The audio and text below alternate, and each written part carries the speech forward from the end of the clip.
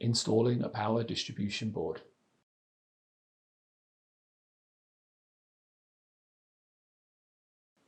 Align the connector with the slot and place the GPU power distribution board into the node. Fasten the 2 screws to secure the power distribution board.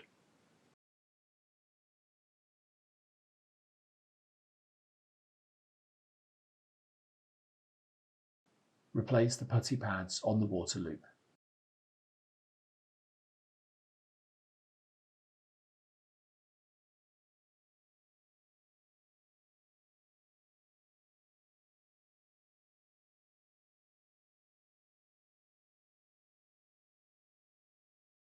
Install the water loop.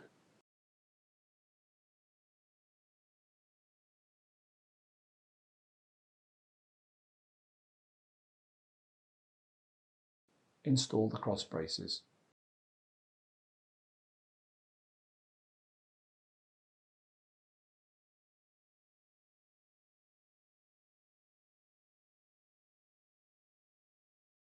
Install the tray cover.